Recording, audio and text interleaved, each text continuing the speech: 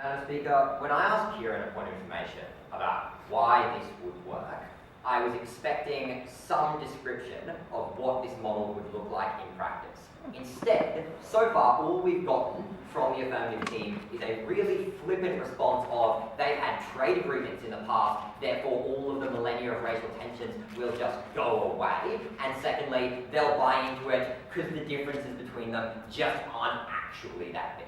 We didn't think that was anywhere near enough proving their model, because we thought the biggest problem for the affirmative team in this debate was always going to be getting races who, as Karen told you, which was ignored by the second affirmative, who have vast tensions, who didn't even share any cultural ties, who had entirely mutually exclusive priorities, would not work together. 3 questions in this speech. Why this model will fail, reiterating a lot of the unresponded to things Kieran gave us. Secondly, some responses to what we just heard from second affirmative on things about good leaders and women. And finally, some substantive contribution about why these races deserve a right to self-determination. So, let's talk about this model. The problem with the justification that Kieran gave us was he dropped a lot of examples. He talked about previously the men of Dale had this blood debt where they gave some reparations back to the elves. They opted into doing that thing because they wanted to do so. We don't think that represents like the failing of all racial tensions. Then we got told, they've had trade agreements in the past. What you are literally requiring of these races, to refer back to your model, is a few things. You are requiring them to cede sovereignty. They will be bound by the actions of this human-dominated council. You are secondly demanding that they give up what is essentially priceless technology, artifacts, and things that they believe they are racially entitled to. That is a really high bar, and saying they traded some stuff in the past is nowhere near enough to justify these races buying into those. We gave you analysis as to why, 1, these races massively value those things, and secondly, why the massive tensions and differences in priorities would mean that they would never agree to this. What did we get in response to that? We get the underlying implication of their entire case, that every race in Middle-earth has some obligation to every other race in Middle-earth. We didn't buy, and they never proved, why this collective common obligation existed. We got some weird analogy to like the real world, where like all nations apparently have an obligation to each other and new democracies are great. Why we think that no analogy will ever be proper to the real world, will ever fit in this debate, is what the analysis Karen gave you, which is what I'm going to reiterate. The racial tensions between something like, say, ants and humans were always going to be unassailable, because those were fundamentally different ways of thinking. To a human, cutting down a tree was firewood to keep your house warm at night. To an ant, that was violent and horrific murder. The fact that these races thought fundamentally differently was going to lead to the fact that they could never agree on some things. It was also going to lead to the fact that they had vastly different priorities. As Karen also explained, it would lead to a degree of superiority of thinking. We already see this in the fact that most of the tensions between dwarves and elves is because the elves and dwarves have constantly believed themselves superior to each other. Second vast problem in the model, and I really want to get a response to this from them. What happens when someone says no? I'll give you like a characterization of what we think is going to happen. The dwarves call themselves the children of Dern. That literally translates to children of stone.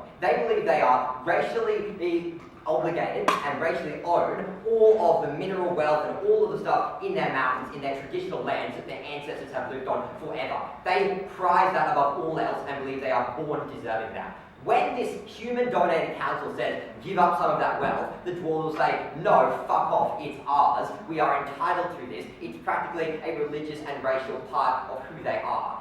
What then does the council do? Are they going to go to war? Well, probably, maybe, who knows? Either A, you have a functionless system which has no ability to enforce its mandates against races who cannot possibly understand why the dwarves really love these rocks, which the humans probably don't see as that valuable, but to the dwarves that's a really big deal, and I'll take you in a second. Or you invade them, and then your council falls to pieces because we get another war. Shoot. Once upon a time, America had a fundamental disagreement where white people thought as a result of their race they were entitled to enslave another race.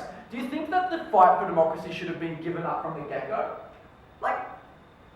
utterly unanalogous. One, no one is keeping slaves here, but two, as I've already iterated again, those analogies don't fundamentally work here, because those were racial differences, because they valued fundamentally different things. To a human, that was just a rock, that was a mineral wealth. To a dwarf, that was a thing that their gods had given them as their divine right to own. Those two things were mutually exclusive and could never be understood. So, what did we then hear? We got told, there's a real problem here where we don't only have singular good leaders, and when people die, there's civil war. At this point, I was not understanding whether their model was developing or not, because at Kieran I heard that these countries were going to pick their own leaders and then have some democracies. So at this point, the model has expanded to the point of now this world government or this Middle Earth government is literally dictating to every single race the form of government they have to have. Every single race is being forced to have a democracy. One, we say that most of these cultures are going to fundamentally reject that for reasons I'm about to get into. But secondly, we say that they're likely to fight against that. We don't think that's something that's absolutely fair to them. Then we got told stuff about women. We would say first,